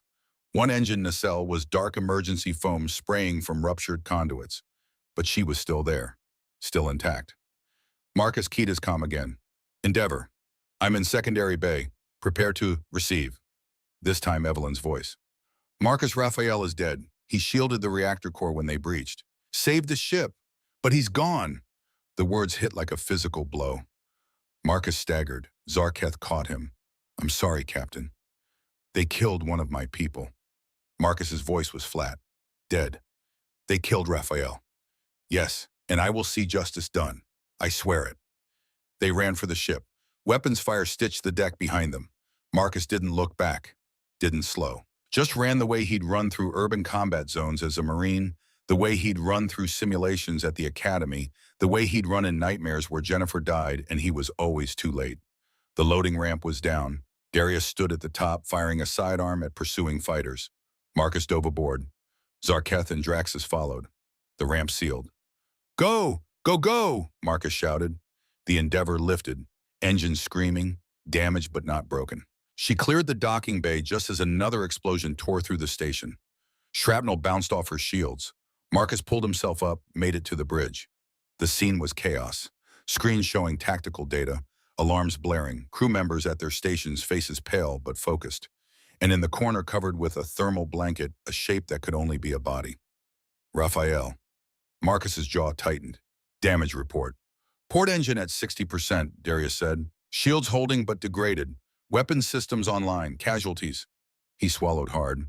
6 confirmed dead. 5 wounded. 2 critical. Names. Darius consulted his datapad, voice shaking. Ensign Raphael Santos. Technician Robert Fletcher. Ensign Diana Kovach. Crewman First Class Thomas Wright. Specialist Michelle Torres. Ensign David Kim. 6 people. 10% of his crew. All dead because some faction wanted to preserve their power. And the wounded doctor. Margaret Thorne took shrapnel to her spine. She's in surgery now, but Dr. Cross says even if she survives, she'll likely be paralyzed from the waist down. Lieutenant Tanaka has a concussion and broken ribs. 3 others with minor injuries. Marcus closed his eyes briefly. Margaret, 50 years old, chief xenobiologist. She had 3 grandchildren. Where's Lily? Safe room, unharmed. Small mercies. The tactical display showed more contacts. Dominion ships, but these were different. Larger, moving to intercept the hardliner fighters. Zarketh, standing beside Marcus, spoke into his own communicator in the Dominion language. A rapid-fire exchange. Then he switched to English. Loyalist forces are engaging the hardliners. We've called it what it is. Insurrection, treason. Emperor Theron has ordered their immediate apprehension. Will he get it? I don't know. This has been brewing for a long time. Your revelation just accelerated things. An incoming transmission. Priority override. Emperor Theron's face filled the main screen, all 6 eyes blazing with fury. Captain Brennan, are you injured? 6 of my crew are dead, Your Majesty. 2 more critically wounded, more with lesser injuries. I am deeply sorry. This was not supposed to happen. These rogue elements do not represent the Dominion. You have my word. Words don't bring Raphael back. Marcus heard the edge in his own voice, controlled it. But I appreciate the sentiment. What happens now? Now we end this. The hardliners have seized 3 orbital stations. They're broadcasting propaganda, claiming that you attacked us, that humanity is the real threat. They're calling for total war. War Commander Draxus spoke up. Your Majesty, give me command of the Loyalist forces. I will root them out. Do it. But Draxus, minimal casualties. These are still our people. Misguided, but ours. Understood. The transmission ended. Marcus looked at Zarketh. He's serious about minimal casualties. Emperor Theron has ruled for 15,000 years. He's seen enough death. He doesn't want civil war. None of us do. Marcus moved to the body in the corner, pulled back the thermal blanket. Raphael's face was peaceful, eyes closed. He could have been sleeping, if not for the massive trauma to his chest where he'd taken the hit meant for the reactor. 28 years old, a wife waiting at home, a daughter he'd never meet. I'm sorry, Marcus whispered. I'm so sorry, Raphael. Behind him, the bridge fell silent. Even the alarms had stopped. Just the gentle hum of the ship's systems, the sound of breathing, of people trying not to cry. Marcus covered Raphael's face again, stood, turned to his crew. We will honor them, all of them, but first we survive. Dr. Cross, I need constant updates on Margaret's condition. Darius, coordinate with Dominion Loyalist forces. I want to know every hardliner position, every weapon they have. The crew moved, having orders helped, having purpose. Marcus returned to his chair, sat, stared at the view screen, showing the battle unfolding around Dominia Prime. Loyalist ships against hardliners, an empire tearing itself apart, and all because 5 cargo ships had gotten lost 287 years ago. The door to the bridge opened. Lily stumbled and Evelyn right behind her trying to stop her. Daddy, I heard explosions. I heard people. Daddy, I heard explosions. I heard people screaming. I know, baby. I know. Is someone hurt? He thought about lying, protecting her, but he'd promised. No more lies. Yes, 6 people died, more are hurt. Ensign Santos, the one who showed us pictures of his baby, he's gone. Lily looked at the covered forms in the corner. Her eyes went wide. She'd seen death before. Jennifer in the hospital. The funeral. But this was different. This was violence. This was murder. Why? Her voice was very small. Because some people are afraid of change, and fear makes people do terrible things. She was quiet for a moment. Then, are we going to kill them back? Marcus closed his eyes. Out of the mouths of babes. No, sweetheart. We're going to stop them. We're going to make sure they face justice, but we're not going to kill them. That's not who we are. Grandpa would say that. Your grandpa was a smart man. He stormed the beaches at Normandy on D-Day. Thousands of his friends died that morning. But you know what he told me once? He said the hardest part wasn't fighting. It was choosing not to hate afterward. He held her feeling the weight of command of responsibility of every choice that had led to this moment. A Dominion civil war, 6 people dead, and he was supposed to somehow navigate this without making it worse. The comm chimed, incoming message from the surface. Planetary coordinates, private channel. Marcus set Lily down gently. Go with Dr. Cross, okay? I need to take this. She nodded, brave and small, and left with Evelyn. The transmission opened. Emperor Theron's face appeared, but this time it was different. Not a hologram, not addressing thousands, just him speaking to Marcus privately. Captain, the High Council wishes to meet with you. On the surface, at the Imperial Palace, as soon as possible. Is it safe? The palace is secure. The hardliners don't have the forces to assault it. And Captain, I give you my personal guarantee. Under my authority, you will not be harmed. Marcus studied that ancient face. 15,000 years of life. How much wisdom came with that? How much weariness? I'll come, but I'm bringing Lieutenant Cole. Of course, A shuttle will be dispatched to guide you to a secure landing zone. The transmission ended. Darius looked at Marcus. Sir, this could still be a trap. I know, but we have to take the chance. If there's any way to end this without more deaths, we have to try on. 30 minutes later, Marcus and Darius descended through Dominia Prime's atmosphere in the Endeavour shuttle. The planet was beautiful from orbit, but up close the signs of conflict were visible. Fires burning in 3 of the orbital stations. Debris fields. Ships locked in combat, their weapons fire visible, even in daylight. The Imperial Palace complex was massive, mountains carved into towers, rivers flowing through gardens, and at its center the throne chamber. A building made from a single crystal hollow and shaped over millennia. They landed on a private pad. An honor guard waited, but they kept their weapons lowered. Respectful, not threatening. Chancellor Zarketh met them. Captain, Lieutenant, thank you for coming this way. The throne chamber was more impressive in person than it had been in holograms. The crystal walls refracted light into patterns that seemed alive. The floor was so polished it looked like water. Emperor Theron sat on his throne, massive and imposing. The High Council stood on platforms around him. All 5 members. Zarketh took his position. Captain Brennan, Theron's voice filled the chamber. Hours ago you revealed a truth that shook our civilization. Now elements within our own military have committed murder in response. I am ashamed. Marcus said nothing, just waited. We have debated, the High Council and I, we have examined every aspect of Dominion policy and history, and we have come to a conclusion. The Emperor shifted his massive body, making the platform groan. The Galactic Dominion Empire as it exists now is unsustainable. Murmurs rippled through the chamber. Other aliens were present, Marcus realized. Observers in galleries. Hearing this for the first time. We built an empire on fear, on the idea that we were too powerful to challenge. But Captain Brennan is correct. Fear is expensive. It costs innovation. It costs growth. It costs the loyalty of our member species. Most importantly, it costs us the opportunity to build something better. War Commander Draxus, who had just arrived, stepped forward. Blood stained his armor. He looked exhausted. Your Majesty, I must protest. If we abandon our principles now in the wake of this revelation, we will be seen as weak. Species will rebel. The Empire will collapse. Then let it collapse, Emperor Theron said calmly. The chamber went absolutely silent. I am serious. If the only way to maintain our empire is through constant intimidation and fear, then it deserves to collapse. Captain Brennan showed us that there is another way. Humanity has built a civilization based on cooperation and mutual benefit. It is smaller than our empire, but it is more prosperous, more dynamic, more resilient. Intelligence Director Velsha spoke, her blue fur rippling. The Emperor and I have been discussing this for hours. We propose fundamental restructuring of the Dominion. Not an empire, a confederation. Member species would have genuine autonomy. They would choose to belong because membership benefits them, not because they fear the consequences of leaving. Treasurer Nevim's watery form shimmered. The economic analysis supports this approach.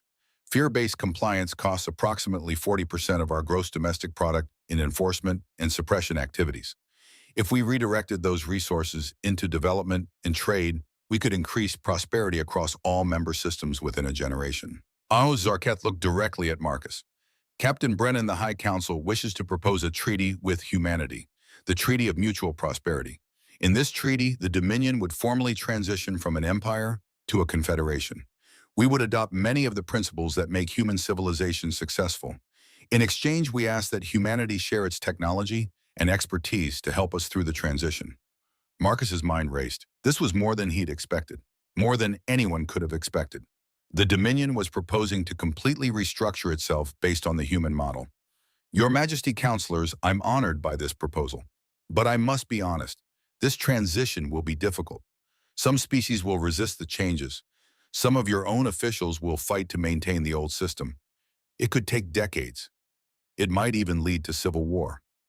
We know, Theron said, but the alternative is worse. If we continue as we are, the Empire will slowly decay. Species will rebel one by one. We will spend centuries fighting to maintain control until eventually we are too weak to continue. Better to change now while we still have the strength to manage it. War Commander Draxus had not moved. His green scales were dark with anger. Your Majesty, I cannot support this. To abandon everything the Dominion has built, everything we have achieved because of one revelation. It is not about embarrassment, Theron interrupted.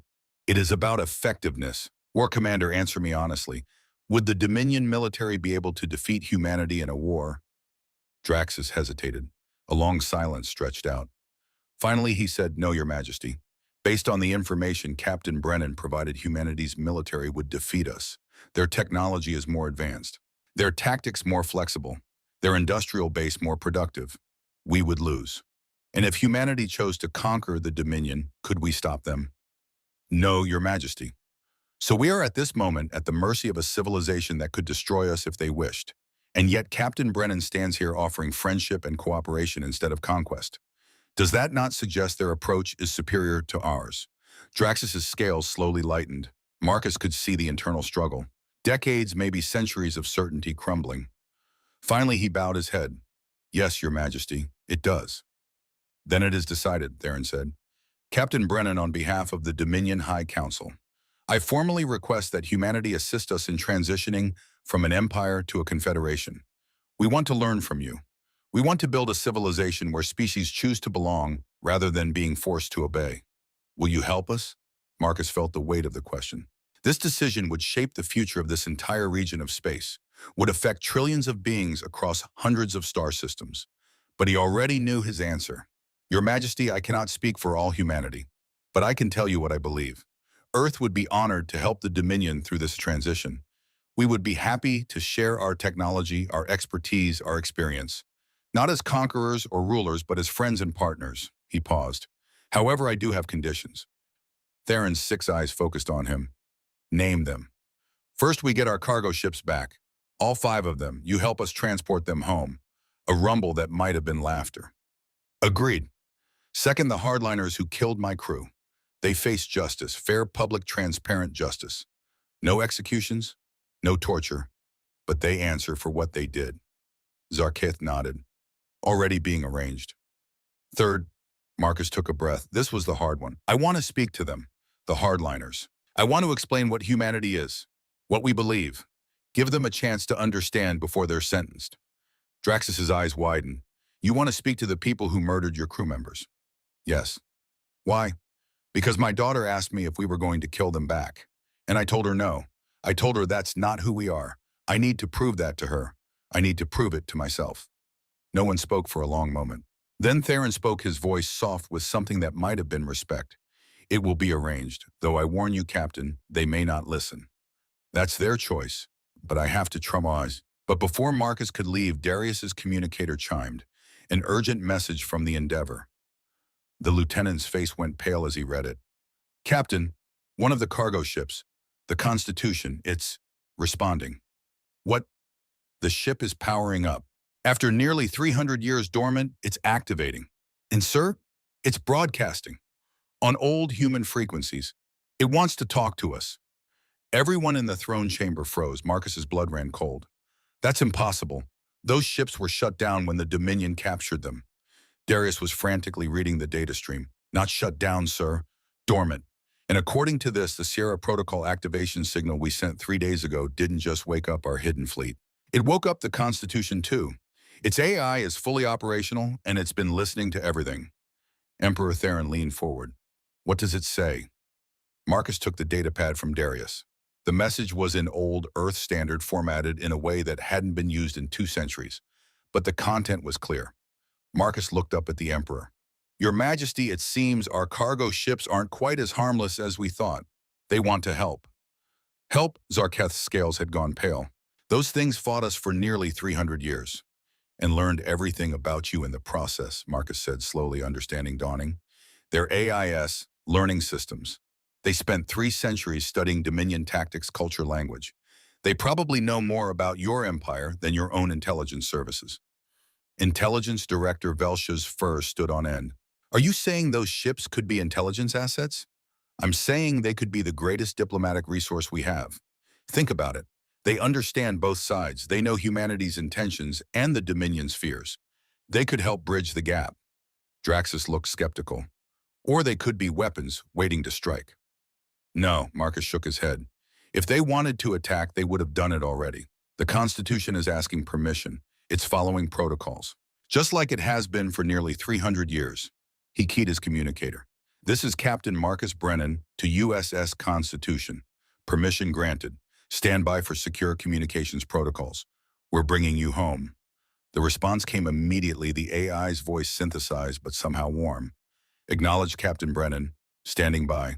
And sir, it's good to hear a human voice again. It's been a long time. Marcus felt his throat tighten. These ships had been alone for nearly 3 centuries, fighting, waiting, protecting cargo that had long since been delivered by other means. And now, finally, they were coming home. Welcome back, Constitution. You've done your duty, and then some. Time to rest. Respectfully disagree, sir. We've been resting for decades. Time to be useful again. Laughter rippled through the throne chamber. Even Emperor Theron's stone face seemed to soften slightly. It appears the Emperor said that even your unmanned cargo ships have personality. We build things to last, Marcus said with a slight smile. 2 hours later, Marcus stood in a detention facility deep beneath the Imperial Palace. The hardliners were held in separate cells, energy fields containing them. 12 individuals, various species, all wearing Dominion military insignia. The one who had ordered the attack stood at the front, a reptilian with copper scales smaller than Zarketh, but his eyes burned with fanatical certainty. You waste your time, human, he said. I will never accept your lies. You are the enemy, the corrupter. You seek to destroy everything we have built. Marcus stood outside the energy field, hands clasped behind his back. I'm not here to convince you to like me. I'm here to tell you what's going to happen. You're going to face trial, public, fair. You'll be represented by counsel. You'll be allowed to present your case. And when you're found guilty, because you will be found guilty, you'll be sentenced to life imprisonment. Why not execution? We killed your people. Yes, you did. Ensign Rafael Santos, 28 years old, married. His wife is pregnant with their first child. He died protecting his ship and his crew. He was a good man. Marcus took a step closer to the field. Technician Robert Fletcher, 35, 2 kids. Ensign Diana Kovac, 29. Just engaged. Crewman Thomas Wright, 41. Specialist Michelle Torres, 26. Ensign David Kim, 24. All dead because you decided fear was more important than truth. He paused. And you know what? I could kill you. I have the capability. I have the authority. Earth Command would probably approve it, but I'm not going to. Why? Because 70 years ago, my grandmother fought in a war, World War II, the deadliest conflict in human history. Millions died. When it was over, we had a choice. Execute our enemies or help them rebuild. We chose to rebuild. And you know what happened? Our enemies became our strongest allies. They became friends. He paused. That takes real strength. Not the strength to kill, the strength to show mercy, the strength to see past revenge to something better. The hardliner laughed. You are weak. Your mercy is weakness. Maybe, or maybe you're afraid. Afraid that if you stop being the strong ones, the feared ones, you'll have nothing left. No purpose, no identity. We are warriors. No, you're scared, and I understand that. Change is terrifying, especially when you've built your whole life around one way of being. But fear isn't strength. Adaptation is strength, growth is strength, and the Dominion is choosing to grow. Marcus turned to leave, then stopped. One more thing. Rafael's wife, Maria Santos, will receive full benefits. His daughter will be taken care of. And when she's old enough, I'm going to tell her about her father, about his sacrifice. And I'm going to tell her that the people who killed him face justice, not revenge, because that's the world I want her to grow up in. He walked away. Behind him, the hardliner said nothing. Outside the detention facility, Darius was waiting. How did it go? About as expected. He thinks I'm weak. Are you? Marcus thought about it. My grandfather stormed the beaches at Normandy, watched half his friends die in the first 5 minutes, spent the next year fighting across Europe, came home and never talked about it. But you know what he told me once? He said the hardest thing he ever did wasn't killing the enemy. It was choosing not to hate them afterward. He looked at Darius. So maybe I am weak, or maybe I'm just trying to be as strong as he was. 3 days later, Marcus stood in a different kind of ceremony. Not intimidation, not display of power. Memorial. The Endeavor's crew gathered in the main cargo bay, converted into a chapel for the day. 6 bodies lay in state, each draped with Earth's flag. Families had been brought from Earth. Maria Santos, 7 months pregnant, sat in the front row with Rafael's parents. Her face was a mask of grief. Marcus read the names.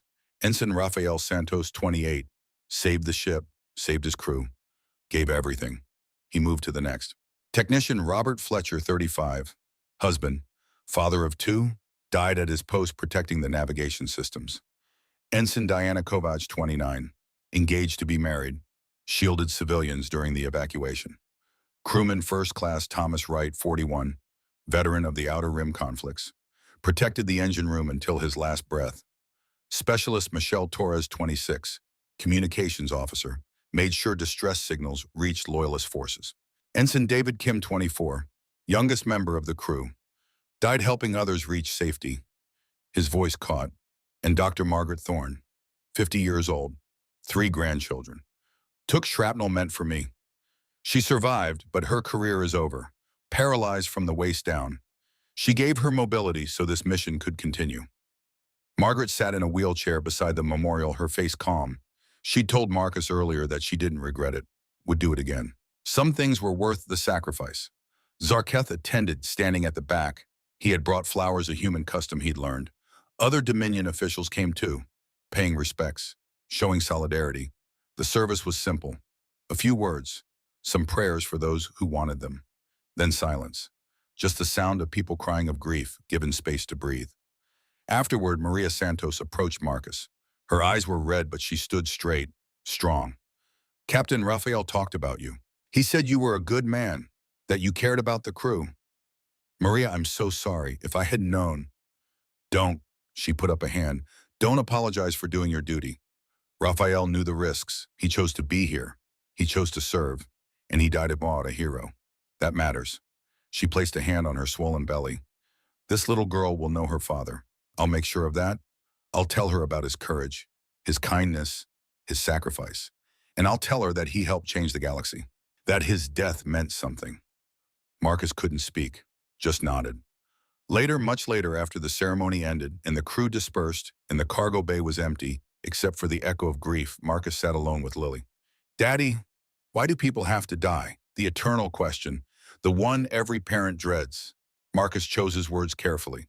Because life is precious, sweetheart, and sometimes protecting that life requires sacrifice. Raphael died so others could live, so you could live, so this ship could survive and complete its mission. Will you die? Someday. Everyone does, but not today, and not for a long time if I can help it. She was quiet. Then, I want to be brave like Raphael. You already are. You've been so brave through all of this. No, I mean, I want to help when I grow up. I want to make sure people like Raphael didn't die for nothing. Marcus pulled her close. Then we'll make sure of it, together. 5 years passed. The transformation of the Dominion into the Confederation was messy, complicated, and ongoing. Some species chose to leave, others stayed. A few joined human space. But slowly, painfully, the structure changed. Fear gave way to cooperation. Intimidation gave way to mutual benefit. It wasn't perfect. It never would be. But it was better. The hardliners faced trial. Public, fair, transparent. They were found guilty and sentenced to life imprisonment. No executions, no torture. Justice, not revenge. The 5 cargo ships were returned to humanity. The Constitution and its sisters, now fully awakened, assisted in the transition. Their AI systems, with nearly 3 centuries of experience, became invaluable diplomatic resources. They understood both civilizations. They could translate not just languages, but intentions, fears, hopes. And on a cool autumn day in Washington, D.C., Marcus Brennan stood in a museum, the Museum of Cooperation, people called it. The 5 ships stood in the central hall, restored and preserved. USS Constitution, HMS Victoria, Jangha, Maharaja, Yamato. Information displays told their story, their original mission, their disappearance, their nearly 300-year war, and finally their role in transforming an empire. Marcus was 50 now, retired from active service but still working as an ambassador. Gray had conquered his temples. Lines marked his face, but his gaze was clear. A crowd gathered, diplomats from 50 species. Human and alien mixed freely, talking, laughing. Children played together in the corners, human and alien kids learning that differences didn't mean enemies. Marcus prepared to give a speech. He'd written it carefully, revised it a dozen times. Words about sacrifice and transformation and hope. But before he could begin, the door opened. A young woman walked in, 13 years old, wearing a Naval Academy uniform. dark hair pulled back. Jennifer's eyes in a face that was pure Brennan determination. Lily. She walked to the podium. Dad, there's someone here to see you. Behind her, another figure. Marcus recognized her immediately. Scholar Kira, the young Dominion citizen, who had asked him about exploration 5 years ago. But she was different now. Older. Wearing a badge that read Mars Research Institute, Chief Xenobiologist. Kira approached Marcus, her silver scales flushed with emotion. Captain Brennan, 5 years ago you told me that humans explore to learn, not to conquer. I applied to your universities, I studied, and now, she held up her badge. I came to say thank you, not just for me, for my entire generation. You showed us a better way. Marcus felt his throat tighten. You did the work, Kira. You made the choice. But you made the choice possible, and I wanted you to know there are thousands like me, from dozens of species, all studying at human institutions, all learning, all building something new.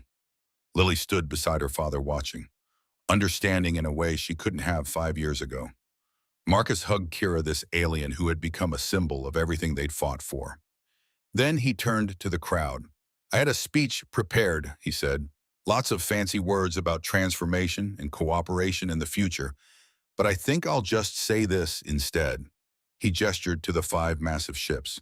These vessels were built to carry colonists and equipment. They were never meant to be warships. But when they were attacked, they defended themselves. For nearly 300 years, they followed their programming. Protect the cargo. Survive. Return fire only when necessary. And in doing so, they changed everything. They exposed the weakness of an empire built on fear. They forced a powerful civilization to reconsider its foundations. They started a transformation that is still ongoing. He paused. But the real heroes aren't the ships. They're just machines. The real heroes are the beings who chose to change. Emperor Theron and the Dominion High Council could have refused to adapt, could have doubled down on fear and intimidation. Instead, they chose the harder path. They chose to transform based on principles of cooperation rather than force. Marcus looked at the assembled crowd, saw Zarketh standing near the front. War Commander Draxus beside him, retired now, but still attending. Intelligence Director Velshaw. Even some of the species who had left the Confederation attending as independent allies. And the other heroes are people like Rafael Santos and the 5 others who died during the hardliner attack. People who gave everything so this transformation could happen. We honor them today. We remember them, and we continue the work they started. He gestured to Lily and Kira. This is what we fought for. Not conquest, not domination, but this. Young people from different worlds, learning together, building together, creating a future where species choose cooperation over conflict. The crowd applauded. Marcus stepped down from the podium. Lily hugged him. You did good, Dad. We did good, all of us. They walked through the museum together, the 3 of them. Marcus, Lily, and Kira stopped at a memorial wall where names were engraved in stone. Rafael Santos, Robert Fletcher, Diana Kovach, Thomas Wright, Michelle Torres, David Kim, all the fallen from that day 5 years ago. Lily placed a flower at the base of the wall for Ensign Santos and all who gave everything. Marcus read the plaque mounted beside the Constitution one more time. He'd helped write it. USS Constitution, Colony Transport 01, launched 295 years ago to deliver farming equipment to New Terra, went missing 287 years ago, fought nearly 300 years against the Dominion Empire, taught us that the greatest strength is choosing not to fight when fighting would be easier, returned home to remind us that sometimes the greatest victories come from the most unexpected places, and that laughter can change the galaxy. He thought about the journey that had led here, the invitation to Dominia Prime, the ceremony, the revelation, the laughter, Raphael's death, the choice to show mercy instead of revenge, all of it. And he thought about what his father had told him decades ago when passing on the Sierra Protocol. Son, the true measure of a civilization isn't how well it fights. It's whether it knows when not to fight, whether it has the courage to choose understanding over violence. Marcus had made that choice. The Dominion had made that choice, and the galaxy was better for it. Come on, he said to Lily and Kira. I want to show you something. He led them to a smaller display. A data terminal showing the current state of the Galactic Confederation. 312 member systems now. Some from the old Dominion, some from human space, some from independent civilizations that had chosen to join. Trade agreements, cultural exchanges, joint research projects. a galaxy learning to work together. Is it perfect? Marcus asked. No, there are still problems, still conflicts, still species that resist, but it's better than what came before. And it will continue to get better as long as people like you, he nodded to Kira, and you, he smiled at Lily, keep choosing cooperation over conflict. Kira looked at the display, wonder in her gaze. My grandmother was alive during the Old Dominion. She told me stories, how afraid everyone was, how they did what they were told because there was no choice. And now there's choice, Lily finished. That's what makes it real. People staying because they want to, not because they're forced to. Marcus felt pride surge through him, his daughter understanding at 13 what had taken him decades to learn. The museum was closing. Security was politely ushering people out. Marcus, Lily, and Kira were among the last to leave. Outside, the sun was setting over Washington. The city lights were coming on. Above, stars were beginning to appear in the darkening sky. Marcus looked up at those stars. Somewhere out there, the Confederation was growing. Species learning to trust each other. Old enemies becoming new friends. A galaxy transforming one choice at a time. Lily took his hand. Dad, can I ask you something always? Do you think Ensign Santos would be proud of what we built?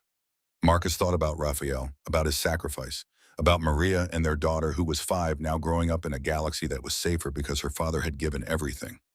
Yes, he said. I think he would be very proud. They walked to the car. As they drove away, Marcus looked back one more time at the museum, at the 5 ships visible through the transparent walls, at the monument to an accidental war that had changed everything.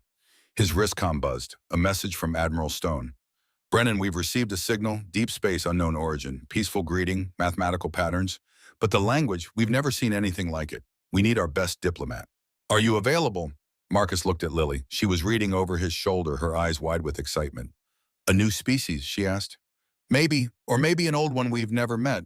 Either way, it's an opportunity. He smiled. 13 years old and already wiser than most adults. That's my girl. He composed a response to Admiral Stone. Available. When do we leave? Lily grinned wide. We. You're 13, Naval Academy cadet, part of the new generation. Time you got some real experience. Her joy was incandescent. Really, you mean it? I mean it, but you have to promise to keep up with your studies and follow orders. And she hugged him, cutting off the lecture. I promise all of it. Marcus laughed, hugging her back. Behind them, Kira smiled. Captain, if you need a xenobiologist for this mission, you're hired. Report to the USS Harmony in 3 days. We leave as soon as the crew is assembled. As they drove through the city, Marcus thought about the future, about new species to meet, new challenges to face, new opportunities to prove that cooperation was stronger than conflict. The cargo ships had taught them that lesson. 5 unmanned transports following programming, written centuries ago, had accidentally triggered a transformation that changed the galaxy. And now it was up to his generation and Lily's and all the ones that came after to continue that work. To keep choosing the harder path. To keep building bridges instead of walls. His comm buzzed again. This time a personal message from Zarketh. Captain Brennan, I heard about the new signal. The Confederation would like to send a representative with you, if you're willing to have company. Marcus smiled. Always room for friends, Chancellor. The more perspectives, the better. Indeed, I will prepare. And Captain, thank you for everything. The comm went dark. Marcus drove in comfortable silence, Lily beside him, the stars above them, and a whole galaxy of possibilities ahead. 5 years ago, he had laughed at a display meant to intimidate.